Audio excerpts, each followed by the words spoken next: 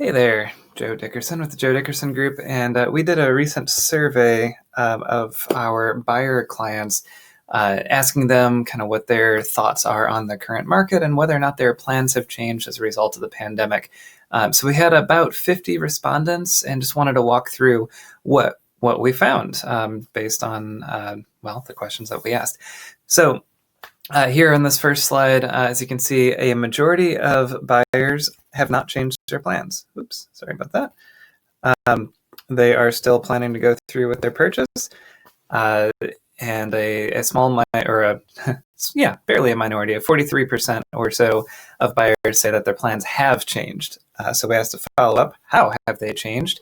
And as you can see here, most of those 43% are waiting. Some holding off for the foreseeable future, that's about 23 or so percent. And then the huge bulk are waiting for a few to up to 2 years or so. Though there are a few who are changing their plans and are looking for deals right this very second. So roughly 15% are increasing their budgets, and the same amount are looking for great deals right this very second. Though, everyone's got the concern. Well, that's not true. 21% or so of people have no concerns around purchasing in the current environment, and the rest do have some concerns. Most of those are economic uncertainty. That's over 50% of our buyers say that they have some concerns around economic uncertainty. And as you can see here, with roughly 35% or so are concerned about their job security, and a little bit more than that are concerned about real estate values going down.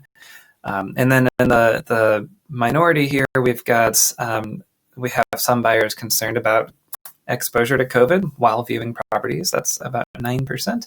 And then just over 10% of people are concerned about government overreach. That's not really tied to the pandemic. We work a lot with multifamily buyers, so that's more concern about expanding tenant rights and contracting ownership rights.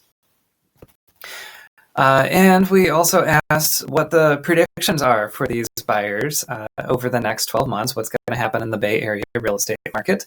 And we have almost half of people are optimistic that prices will come down, enabling them to buy a home at a discount. And nearly 40% think that a lot of people are going to be moving out of the Bay. I'm probably one of those. I do see a lot of people leaving, and yet we still have a lot of people moving into the Bay Area, so I'm not sure that that's going to drastically impact real estate values. We'll see. We've got 35% or so think that prices are going to remain stable over the next 12 months. I would be one of those as well. And let's see, almost 20%, about 17% of people think that we're going to start seeing an increase in foreclosures and short sales. That is possible, as we see job losses start to impact home ownership as well. We could start to see some of those foreclosures. Though with the current federal regulations essentially putting a moratorium on foreclosures, that's probably towards the end of that 12-month period. And 15% or so think that we're going to see some slumping demand. Frankly, we haven't seen it yet. And if there has been slumping demand, it's been way overweighted, I guess, by the incredible lack of inventory. And last, we asked, so this is related to expanding tenant protections over at the expense of ownership rights. So we asked, how do these continued expansion of tenants' rights and contraction of ownership rights impact the decision-making process around purchasing a property?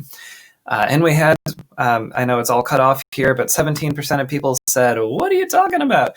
Which is great. That's an education opportunity, and we'll be sure to follow up with some great educational pieces to say exactly what we're talking about. We had 29% of people, 29.3, believe that the contraction of ownership rights is a bad thing, and it's making them hesitant in continuing their purchase. While 22% said, "I'm a supporter of tenants' rights, even at the expense of ownership rights, and I'm I'm going to continue forward with a purchase, even knowing that that's the case. And then 22% of people, the green segment down there towards the bottom, say that they plan to be a homeowner but not a landlord, and therefore the contraction of ownership rights doesn't impact them. We'll have some educational material for those people as well, because we do believe that contraction ownership rights is bad for all homeowners, not just the ones that may be or are currently a landlord. All right, well, that sums up kind of the nuggets that we found in our buyer survey. Thank you, everyone that completed it. We did do a drawing for 5 winners of gift cards to Black and minority-owned restaurants. So those winners have received a phone call from us already and are excited. I think we went with Brown Sugar Kitchen in Uptown Oakland and Alamar, which is, I believe, on Grand, also sort of, well, yeah, on Grand Avenue in Oakland. All right, that's it. Joe Dickerson with the Joe Dickerson Group. Thanks so much, and we'll see you soon.